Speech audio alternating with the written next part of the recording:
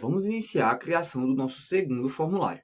E o nosso próximo formulário será para buscar os produtos e no fim faremos um outro formulário ligado a ele para alterar os produtos escolhidos. Pronto. E para começar, vamos criar um novo formulário e já alterar o nome dele para... Pronto, pesquisar produtos. Vamos alterar o seu tamanho para o mesmo de cadastrar produtos, então vem categorizado, e aqui embaixo eu tenho 440,25 e 625,25. Vou colocar esse mesmo tamanho.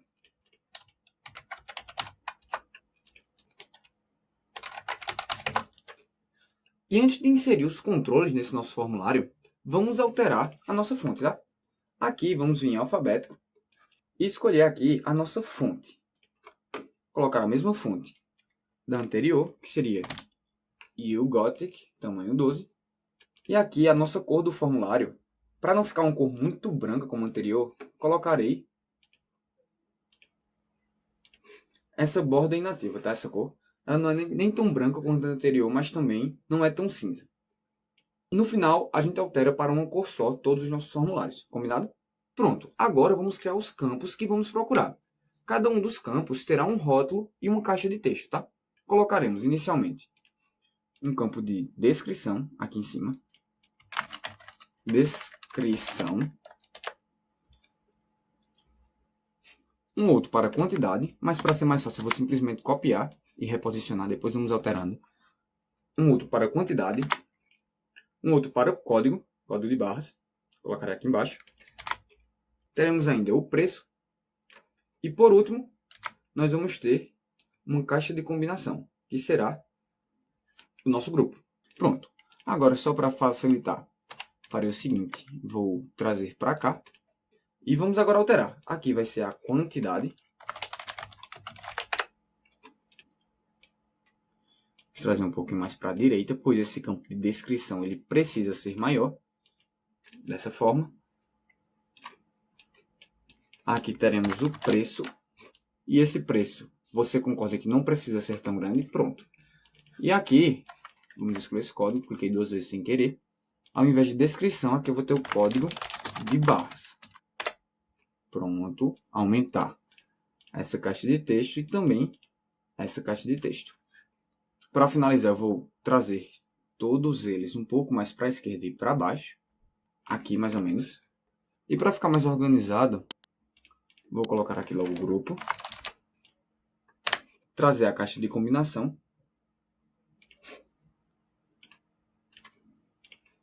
Vamos trazer para cá, logo para o início.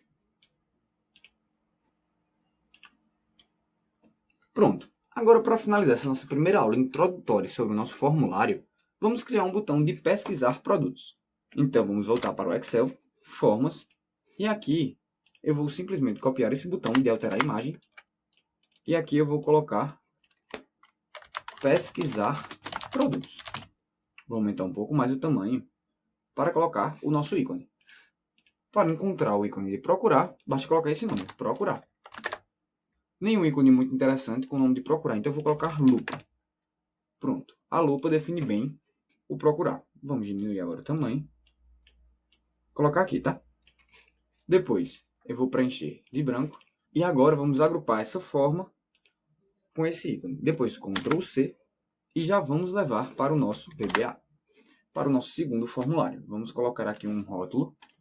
E esse rótulo, vou colocar aqui em cima. Apagar o seu dado. E aumentar um pouco o seu tamanho para caber o nosso botão. Então, vou ter que aumentar um pouco o nosso botão dessa forma. Pronto. Colocar um pouco mais para baixo. E agora sim. Para ficar mais interessante, eu vou querer colocar esse botão aqui. Mas você concorda que está muito junto, né? Eu vou precisar que o meu botão fique mais ou menos desse tamanho. Olha só o que eu vou fazer. Eu vou selecionar todos esses. E vou colocar um pouquinho mais para a esquerda. Aqui. Pronto. Agora sim o nosso botão vai ficar em uma posição interessante, pois queremos depois adicionar um botão aqui embaixo, tá? Mas agora você pode estar se perguntando, Rafael, por que todo esse espaço aqui embaixo se você não está utilizando para nada? Bom, esse espaço vai ser utilizado para a gente colocar a nossa caixa de listagem. Da mesma forma como nos outros controles, para inserir ela é muito simples. Basta você clicar e arrastar. E aqui está a nossa caixa de listagem. Claro que não colocaremos desse tamanho, né? Vamos colocar aqui e aumentar ela. Mais ou menos dessa forma. Mas é estranho, né, Rafael? Você disse que ela é uma das mais importantes, mas ela está completamente em branco. Estranho, né? Olha só. Calma que a gente vai entender como utilizar esse controle. E para começar, vamos utilizar dos produtos cadastrados para mostrar nessa caixa de listagem. Como já vimos na caixa de combinação, a propriedade que utilizamos para passar um dado para tanto a caixa de combinação quanto a caixa de listagem é a propriedade row source. Lembra? Então vamos procurar essa propriedade aqui na caixa de listagem, no R, row source, e passar, por exemplo, da célula A1 até a célula G2, por exemplo, pois só temos 2 produtos. E vamos pressionar Enter. Ao fazer isso, vamos executar o nosso código. Aí não está nada sendo mostrado, porque nós estamos na planilha de formas. Vamos voltar agora para a planilha de cadastro e voltar para a nossa listbox. Vamos executar. E agora sim. Mas estranho, né? Aqui a gente só está mostrando o ID e não tem mais nenhum dado. Primeiramente, vou clicar aqui novamente. Como você pode ver, já está aparecendo. E ao invés de colocar só de até o G2, vou colocar até o G3. Pronto. Agora estamos mostrando as 3 primeiras linhas. Mas não queremos somente a primeira coluna. E olha só, quando você estiver trabalhando com a caixa de listagem, lembre desse detalhe, tá? Pois isso pode te gerar muita dor de cabeça, como já me gerou. E para colocar as outras colunas, basta a gente procurar a propriedade columns count. Essa propriedade aqui. E vamos colocar a quantidade de colunas que queremos mostrar. Nesse caso, a gente vai querer mostrar 7 colunas. Então vamos vir aqui e alterar columns count para 7. E agora já está sendo mostrado todas as nossas colunas. Na real, eu não acho interessante mostrar a coluna de imagem. Por isso, eu vou colocar aqui 6. Beleza? Dessa forma.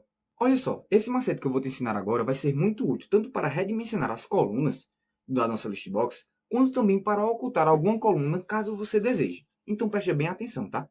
A propriedade responsável por nos auxiliar a dimensionar as colunas é essa propriedade, ó. E aqui vai funcionar da seguinte forma. Só para te mostrar, eu vou colocar um valor de 100 e vou pressionar Enter.